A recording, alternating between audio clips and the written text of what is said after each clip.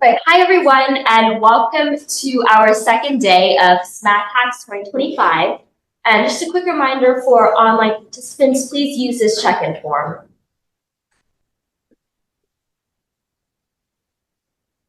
So this is a quick overview of our schedule for today. After our keynote address, we'll be taking our group photo on the Durham campus, and then we have 3 workshops to look forward to today. On the Morganton campus, we have AI and Open Source by Michael Martin. On the Durham campus, we have Building High-Performing Technical Teams, Leadership Through Collaboration by Dennis Daniel. And lastly, we have one from Dr. Dubini on the Morganton campus. And just a quick reminder that your project submission deadline is by 6:30 today, and we will have technical advisors available on both campuses and online for you to speak to if you have any questions. And you can also reach out to us via our email if you have questions during the event, or join the Zoom, and we'd be happy to connect you with a director or organizer to answer your questions. In terms of submission, make sure that your projects are in by 6:30 p.m. today. DevPost is on the email we sent out yesterday and on our website as well under Hacker Resources, so you should be able to access that link. And note that you can still submit your projects even if they're not fully completed or working. We just want to see what progress you've made over the course of this hackathon and what you've learned by completing your project. I just wanted to shout out our generous sponsors and express our gratitude for them, including Cisco, Google, NCIDEA, the Atala family, LabCorp, Lane J Design Studio, and UBS. And now let's welcome our keynote speaker, Dr. Ewere. Dr. Ewere is the director of the Aerospace Engineering Capstone Senior Design and faculty advisor to the Aerial Robotics Club and High-Powered Rocketry Club. Dr. Ewere's research interests are in science and technology at the intersection of aerodynamics, structural mechanics, energy, and smart materials. He received a patent for an airflow sensor that mimics pro-turbulence on a humpback whale flipper. He's a member of the American Society of Engineering Education, Vertical Flight Society, American Society of Mechanical Engineers, and a senior member of the American Institute of Aeronautics and Astronautics. He holds a PhD in mechanical engineering and a master's in aerospace engineering, both from the University of Alabama in Huntsville. Let's welcome Dr. Ewere.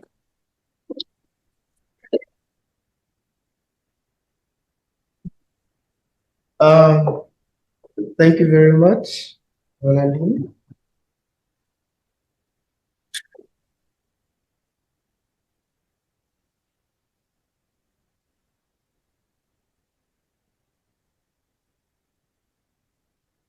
All right. Thank you for having me. I'm really excited to be here because in a way I see you guys in 4 years at NC State, and it's exciting to see you guys. Yeah. As Andini said, my name is Dr. Felix Ewere, and I'm an associate teaching professor at NC State. I teach the aerospace capstone senior design, which is sort of similar to, coming up with ideas and projects like you guys are doing here. I'm also the academic advisor, actually, for all aerospace engineers. If you're at NC State and you do aerospace engineering, I will be your advisor. So I will, go through an introduction, just a little bit about myself. I'll talk about research, and I'll talk about the theme, which is space and aeronautics, which we call aerospace eventually, and I will explain why. And then I'll talk a little bit about the future of space and aeronautics as it is right now. So I did, go to school a little bit and got some of these degrees, so I can be able to do this now. I wanted to talk about this just to, give you guys an idea that some of the things you're doing now, it's really important. They're all building blocks, steps that build what it becomes eventually. I don't know if we remember the movie Titanic. That was the inspiration for my capstone project. You know, for my bachelor's degree, and it actually worked. We made this, underwater robot, remotely operated vehicle, and it had, 6 degrees of freedom, and it was neutrally buoyant. So when you throw it in water, it always turns itself and it stays there. And, you can do a lot. This was particularly special to me because it was at this point that I actually felt I could do this stuff and do it well, right? Because of the success of this book. In terms of teaching, after my PhD, I taught a few classes. Taught a few classes at the University of Alabama in Huntsville. Actually, where I got my PhD, I was retained for about 3 semesters there, and I did some teaching. Later on, I joined Georgia Southern as assistant professor, and fall of 2018 till now, I've been at North Carolina State. We have taught a few classes. I teach engineering dynamics. I started teaching the mechanical senior design and transitioned into the aerospace engineering capstone schools. So a little bit about the capstone senior design. It's similar to the idea with the hackathon. Essentially, it's a 2-semester course, and students actually in teams think of an idea based on a problem statement, and then go through the engineering design process, come up with a design, and then in the next spring semester, we'll actually do some testing, things like that. So there are 2 parts to it, which is space and flight, which is similar to the theme. So space is, we call things that concern space astronautics, and flight we call aeronautics. And them together we call aerospace. So we, at NC State, our students eventually peak and say, okay, I want to do my capstone in aeronautics, and I want to do it in astronauts. On the space side, there's been several projects, but we have a team, the hyperrocketry team, like I said, they go on a NASA student launch competition. So we do solid rockets. We've worked on several kinds of rovers, collapsible rover, cube rover, rovers with non-traditional wheels, and also students work on CubeSats. Essentially, we're trying to put the student-led CubeSat in space. And on the aeronautics side, they work on fixing aircraft and multi-rotor aircraft. I just wanted to show us a video of one of the projects. But eventually, students do this project and they test. This team is called Team Reacher, and I actually encourage students to go on national competitions, and they did go for it's called NASA's Gateway to Blue Skies competition. So last summer they were at NASA Ames in San Francisco, and they did really well, showing up this project. And actually, they won the most innovative concept award during the similar thing during the hackathon, if you would say. In terms of research, my research falls within this area, right? Which is you have elastic forces, aerodynamic forces, and electric forces, and you can do a few things with that. For example, for my PhD, I looked at what we call galloping piezoelectric energy harvesting. Essentially, the goal is to exploit what we call elastic instabilities. I think most of us know. So if you have wind blow on any solid shape on a structure, forces will be generated, right? Two main ones, lift and drag, right? That's what you get when you have wind blow on any something like that. Now, a combination of these two forces decide what's going on, right? So, for example, if you want to fly, you use an airfoil which maximizes lift, and then you take off, right? Sometimes drag can also be important. Actually, in aerodynamics, there are more uses of drag than lift. It's not just that. But also, if there's a wrong combination, right? I'm going to say wrong, but there's a weird combination of both. You can have what we call instabilities, right? So things can just happen that you don't have control over. So I'll show us one in this video, similar to resonance, right? Probably heard about resonance when you vibrate. This is called flutter, all right? And what's going on here is that the wind is, hitting the structure and it's getting to a point, right, where it's now excited. Right? We call this self-excitation, and that structure will just continue to vibrate and have really large, what we call limit cycle oscillations, and eventually even break. Anybody heard about the Narrows Bridge? That's similar to what happened there. Yeah, right. It's very popular. It's a bridge that just continued to vibrate, and essentially what happens was that the wind excited it to a point that began to break. So these are elastic instabilities, right? Can be used in several ways, right? One way was the way I used it, right? Which is for energy harvest. Essentially, you can use piezoelectric materials inside, as you see on that wind tunnel test section. You can excite that bluff body in there, and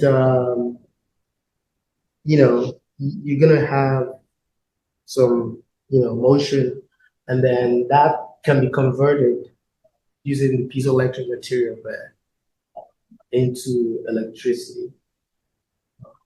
And then this is just what we call a single degree of freedom. Some of you will do this, and you're gonna enjoy talking about it later. But, sort of this initial start if you wanted to model all of this. In terms of continuing research, we've put something like that, an energy investor on a plane just to see the kind of power we get and things like that. The goal here, right, is to see how you can just exploit that, ambient energy there, right? Just see how you can use them to use them well to provide more energy essentially. Another way you can use it is for flow sensor. Okay? Essentially, what happens is that there are places, say in the desert and things like that, where you would do well if you have, constant flow sensing, where there's no need to go change a battery and things like that. Right? So that's where this came from. So the homework well, most of us know, right? Can breach the surface of the sea. So why does it do that? It's a really large, mammal. How can it do that?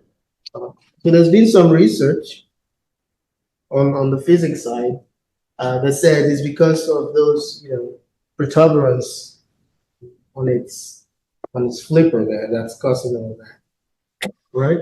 And then because of that, it causes a large lift to drag ratio, so it can actually lift up, and what we call delay of stall, so that it does that for a very long time. All right? But then we can also use this wavy leading edge to suppress vortex current. Essentially, what we're saying here is that you can use that waviness as a controlled to control those aeroelastic instability, right? So instead of it just going haywire, if you actually put protuberances on a bluff body, you can be able to control. And overall, that was sort of used with the GPDH, and that came up to be this airflow sensor, right?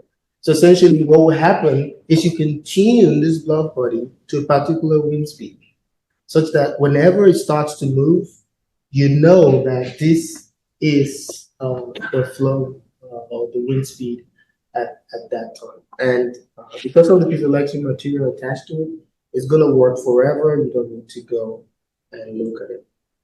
And then there's been some research like that of a smart washer, again, within that area. All right, so let's talk a little bit about space and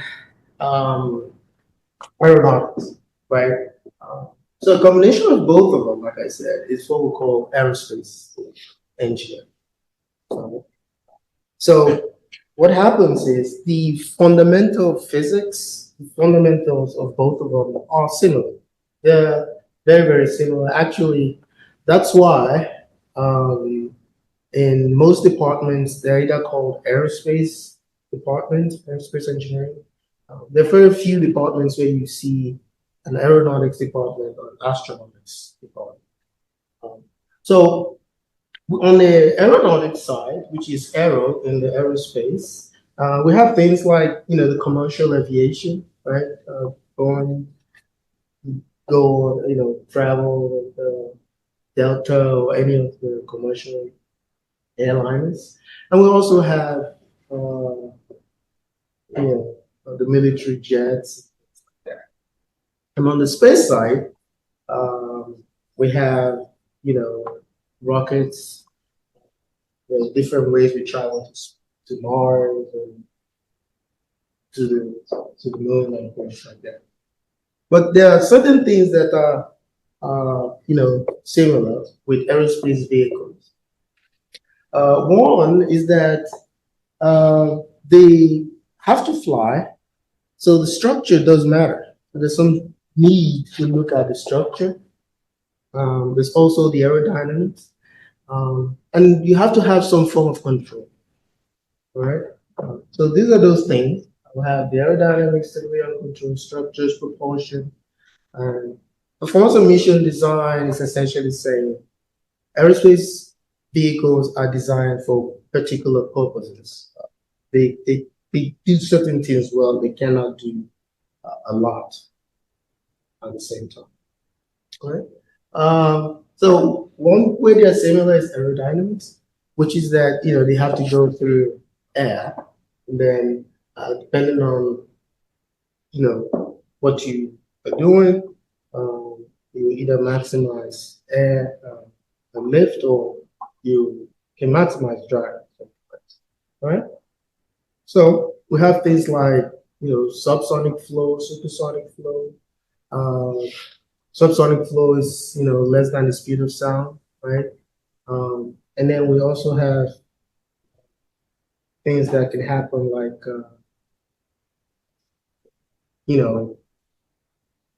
if you go over Mach 1 like that, they have the sonic boom and all of that. All right. So what happens here, and one way I try to explain this for us to understand is, think about the speed of sound as the bottleneck in a bottle, right? So the speed of sound is the means of communication transfer, right? You can hear me because of sound of that. So if you try to go above it, you sort of cause a choke, and that's what causes, for example, the boom there. Stability also very important. Uh, so taking off might not be a problem. The problem is coming down safely. All right.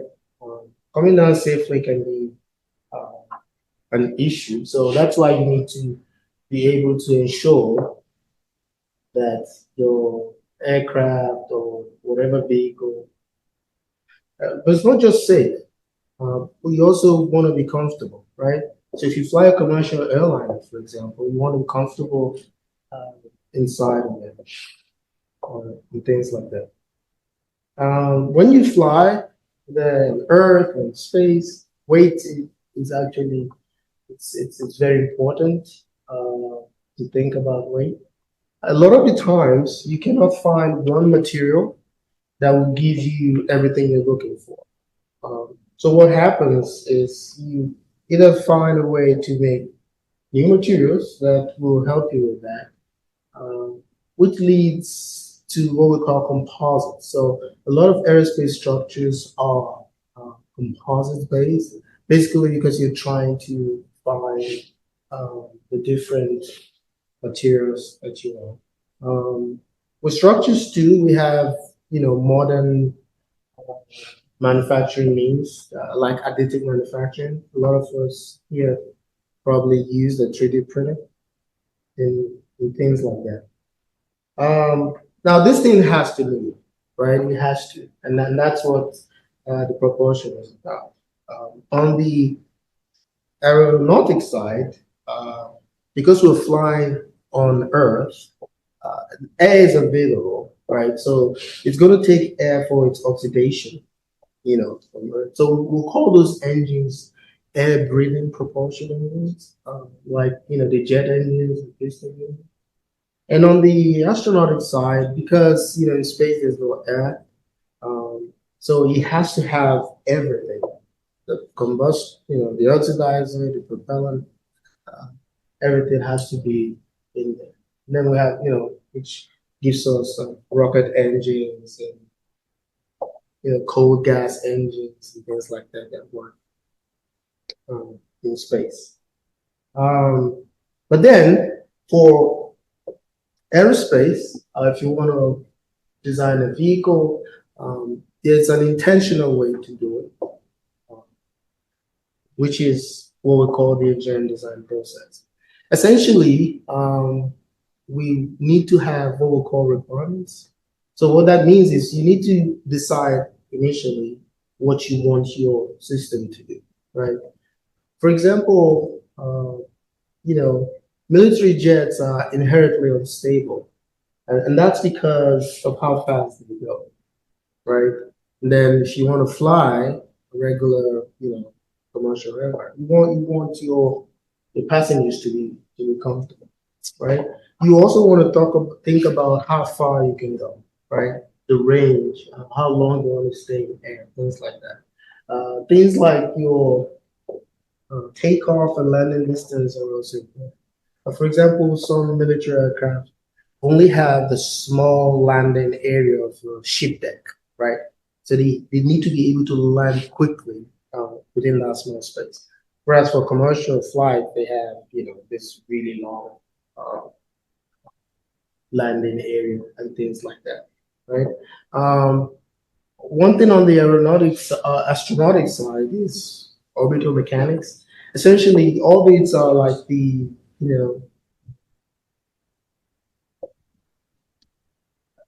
latitude and longitudes, of the Earth. They're all decided on and agreed upon and things like that. And then it's a way to go from one orbit to the other and things like that. So, for example, if you are planning a space mission, you go through the different phases. That pictures what we call a concept of operations. Usually you have that and say, okay, this is a vision. This is what we think. If our system is working, it's going to be eventually. And then, go through this intentional process. Some of us may have seen the diagram to the left there, which is the engineering design process. Essentially, you go from identifying problem, doing some research to figure out what the problem is, brainstorm, select ideas, and things like that. But there's more to that, right? Eventually, we do this using what we call project life cycles. The V model is the very simple one and shown there. What happens is you go from, the problem, what we call problem definition, and then you write system requirements, you do a preliminary design review, critical design review, and then later you begin to integrate this systems together. But if you notice in between, we have what we call verification and validation. And that's because for us in aerospace, and of course, it's also a thing in computer science. For aerospace vehicles, especially when they take off, you really have no control, right? You have to make sure they can land eventually. So verification and validation helps ensure that everything you've designed is as you prescribed initially, and also making sure that nothing can go wrong, eventually. So in terms of the future, I just picked out this 4 aeronautics transformation. So essentially things that are changing right now. So a lot of us, some of you will work on these transformations in your career.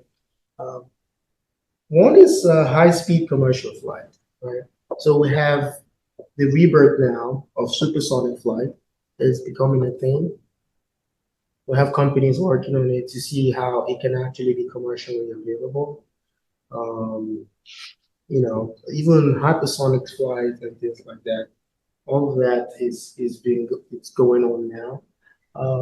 What we call ultra efficient airliners, essentially trying to see how we can go electric or can go what we call green, things like that. So these airliners will, for example, start with using hybrid propulsion systems. So either fuel cells or batteries, and maybe some gas. But then eventually the goal is to see if we can go hybrid without gas eventually. And then we have urban air mobility, which is how we can have these drones that carry people from one point to the other without, safely, landing and things like that. With advanced air mobility, the technologies available is more regulation is the reason why we can't have it yet.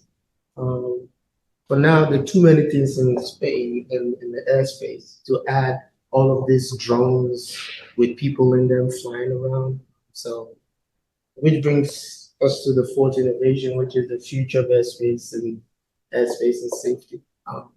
All of this has to be agreed upon. It has to be some serious work done to make sure that whatever it's in space, flying and things like that, is safe. You don't have drones and all that eating themselves and all of that. And on the space side, this was gaining traction and really exciting. So essentially, NASA, SpaceX, a lot of companies are working on getting everybody to Mars. Right.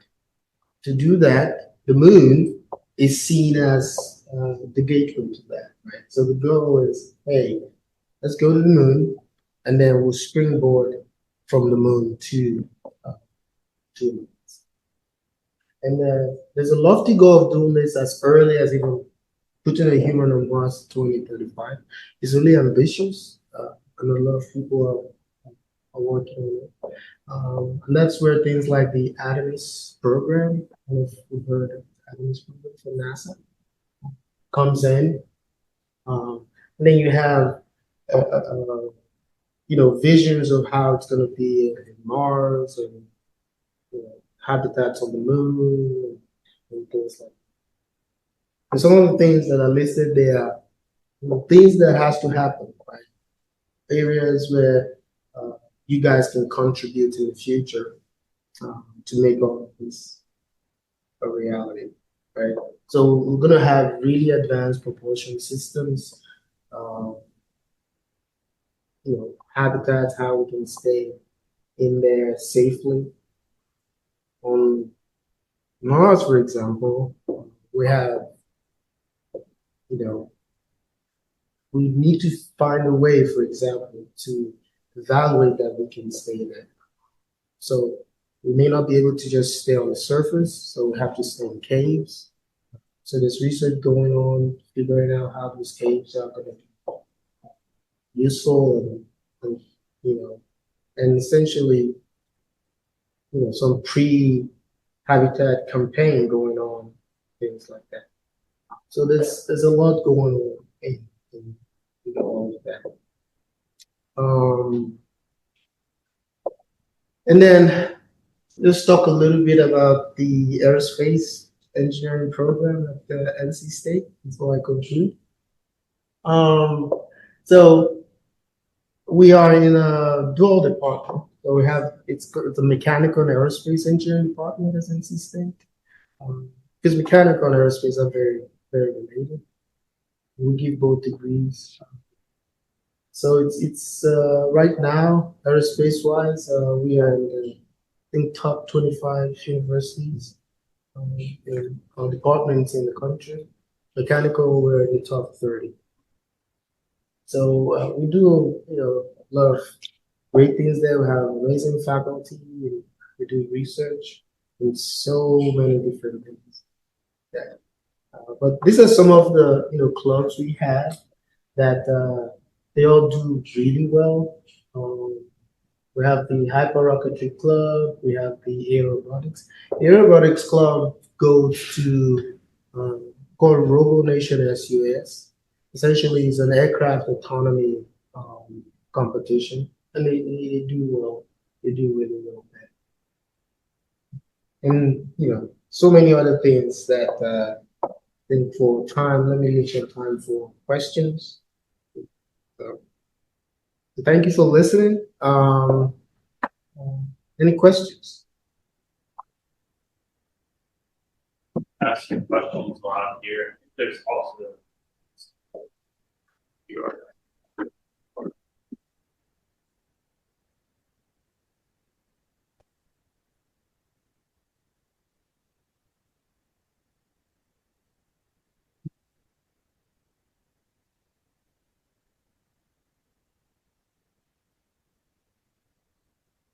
do you have something that you can read out? Cool. So go for it. You can ask one aloud. Okay, we've got one person asking, do you think hover cars might be a form of transportation in the future?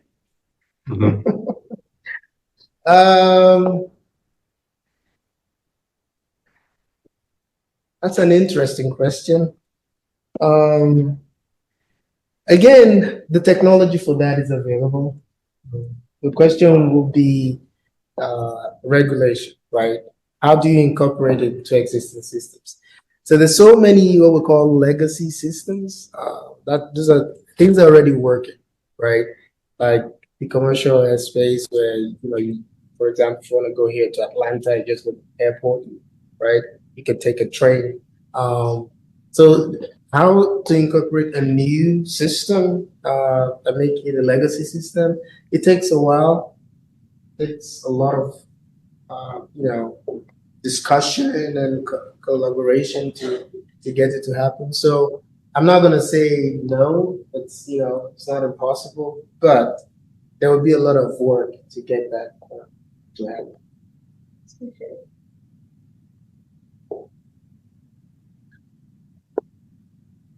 Does anyone in person have any questions?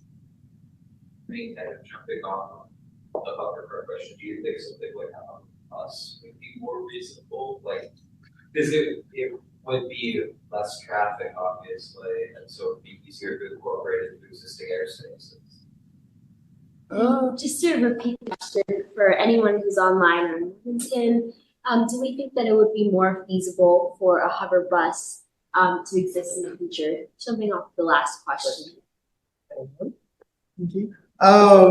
So again, I don't think the question is the size, the volume, right? It's not that. That's not. So if you can do for two, you probably can do for a bus, right? My question is more just because, like, specialized licenses have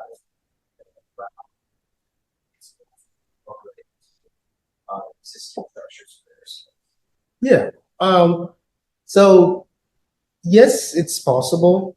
But the thing there is a lot of what you see happening is controlled, by very few people. All right. So you have all this,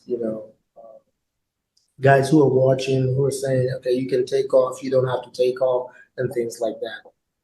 That's a little bit controlled with the systems we have now. But when you're looking at buses like that, you begin to get to the point where you have individuals having more control, and that's a lot to monitor, right? So that's why I said I think the advent of AI can help with that, right? But again, there's still some work to do to get to a point where we can begin to say it's feasible. How good is like autonomous air travel right now? And is there like a future where there's a pilot that needs to know VR system flies the entire like Boeing? And to repeat the question, how good is autonomous air travel right now, and how do we see this expanding in the future, essentially? It's really good. All right. See, one thing is most commercial space travel, travel you see, the pilots are in control less than 10% of the time. It's all an autopilot doing the work. So yeah, all that is happening. Again, the thing is, if you bring it to the advanced mobility section that you see, which is, bringing it to individuals who, it's more about the regulation. It's more, how can we do this and still keep it safe? The technology that's available. It's just waiting if all of the regulation, it makes sense. Again, for example, when we were in San Francisco last summer, right, at NASA Ames, there's a branch of NASA just going on, running simulation, trying to see how is this possible, right? Say you have 1,000 drones or over mobility vehicles in say these airspace of Durham. How do you make sure they all fly correctly and they land properly without heating themselves? Because the thing is, when you're in the air, you don't have the same vision as driving on ground. There's really so much you can see, right? So you need a lot of help with technology, with the vision, and of course, there's autonomy going on. But there's still so many things that can happen for that too. Do you think the role of AI would play in like aerospace engineering? What do you think the role of AI will play in aerospace engineering in the future? It's going to be astronomical. AI is going to change everything as we know it. And in aerospace, there'll be so many things that we try to do now that AI will do, and then we can solve higher problems, right? AI is going to change the way we do computing, the quality, the quantity, everything that we're doing. So For example, going to Mars, for example, AI is going to accelerate that process a lot. In terms of research, it's going to make it really, really quick. What that means is something that might take, say, the research community 2 or 3 years to find out, can be done maybe in 6 months, right? So what really drives, anything at all, aerospace or even computer science, is the competition, right? I don't know what's now with DeepSeek and ChatGPT, right? You see how, and that's what's going to happen in aerospace. Actually happening in aerospace too. You have, for example, for commercial space travel, right? Blue Origin, Virgin Galactic, SpaceX. They're all trying to see how they can capture that space, and it's gonna really change a lot eventually. We have some more questions from people online. Someone's asking a personal question about what inspired you to get into aerospace and mechanical engineering. My personal inspiration was I love math, right? So while I was in high school and all that, I just discovered, it came easy to me. The math, the physics, it came easy. Even while I was in college, everything just did that. But after college, I worked for an aerospace company, and that sort of took me into to aerospace. And working in that space, seeing everything that's being done and what we can do has really made me fall in love with it, and I really enjoy working, especially working with students, doing some really amazing projects. And Another person is asking, out of all the current aerospace technologies existing, what do you think is the best one if we want to travel from one solar system to another? So best is a relative term, because when you want to go from one system or space to another, there are a lot of things you have to check, right? It's not mainly about speed. It's also about what you're carrying, right? So if you're gonna carry just cargo, it's different from if you're gonna have human travel.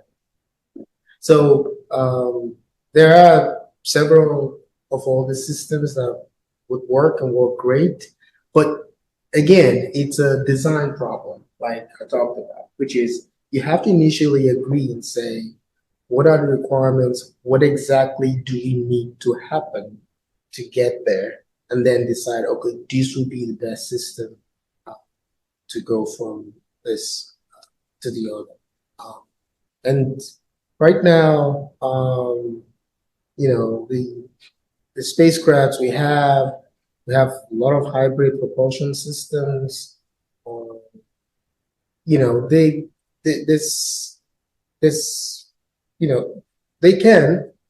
can do a lot.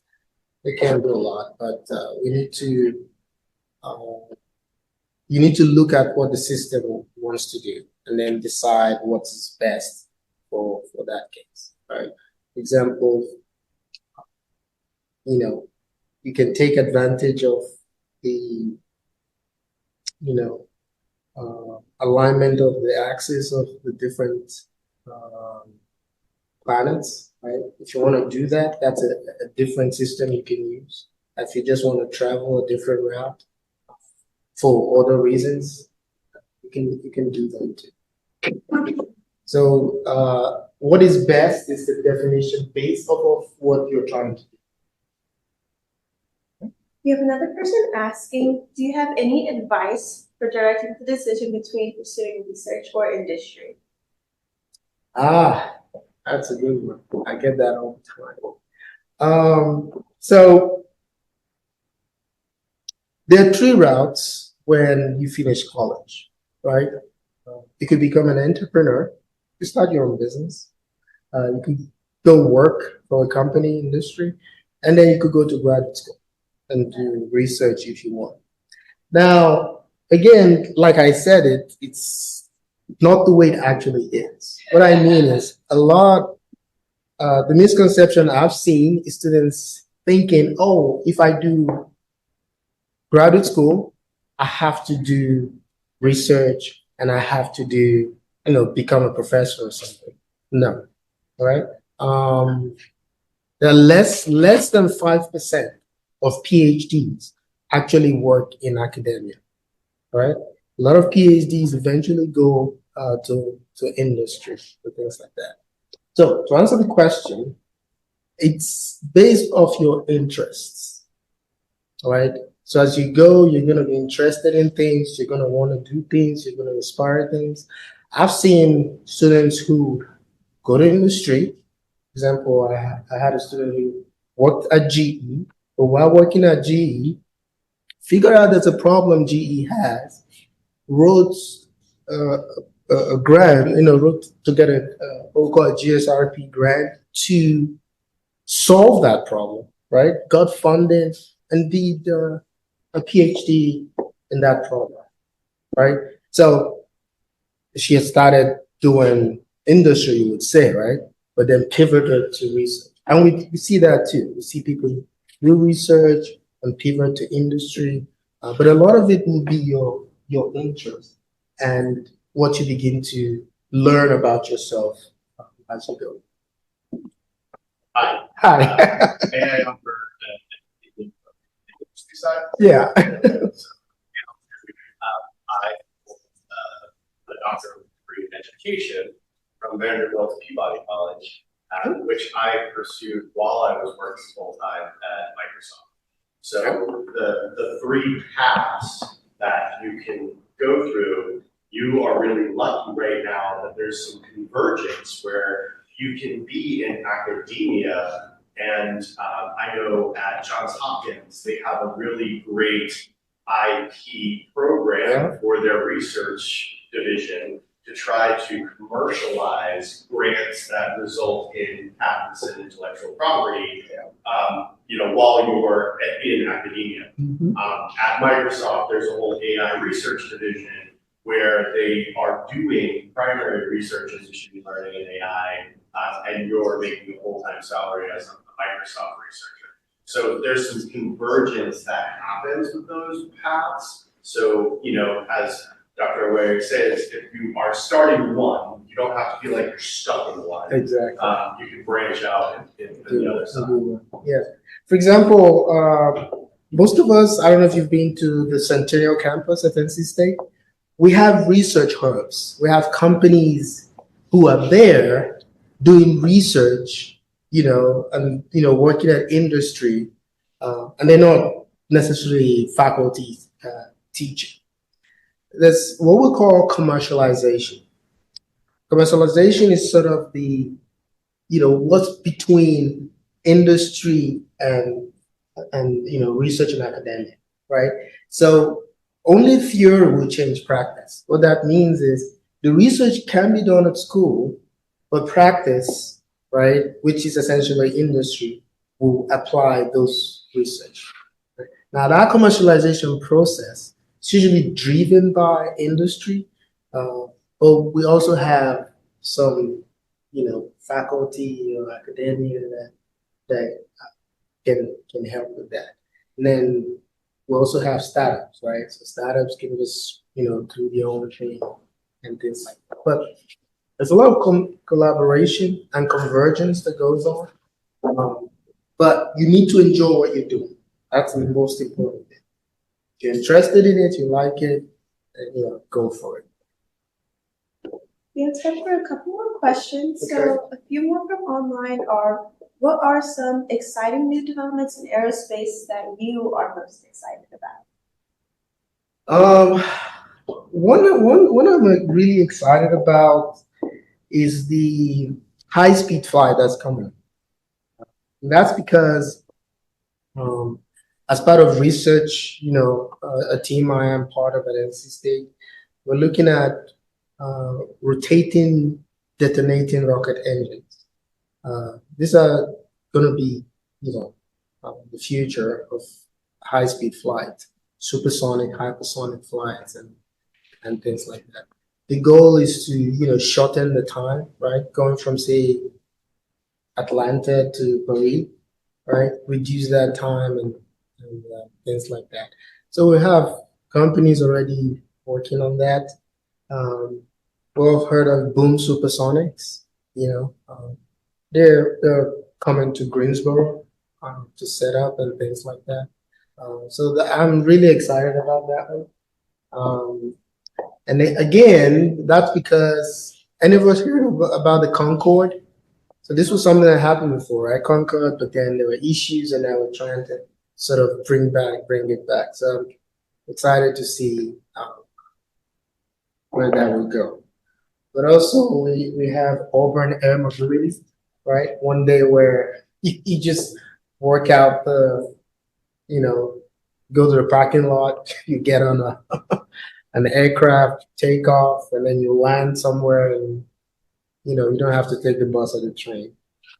That's also something I'm excited about. But kind of like I mentioned before, technology is available. The question is regulation. How do we get it to happen safe and properly?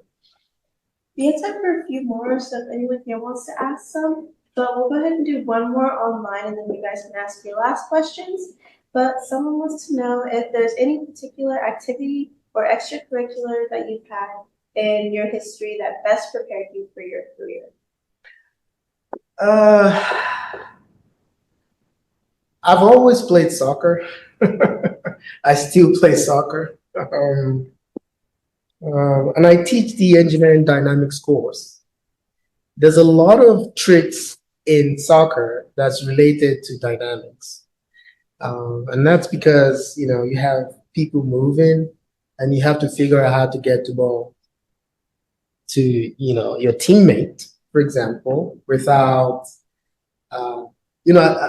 kick the ball at a certain speed and get there. And actually, I give examples of that when I teach that class. Same thing as golf, right? Golf is a very engineering-based sport. So much there that can be analyzed because it's what we call a projectile problem. And, a little bit of statics and mechanics, you can be a better golfer, actually. So yeah, those are some of the extracurriculars. That's helpful a little bit. Thank you for sharing. Does anyone else have any final questions before we wrap up?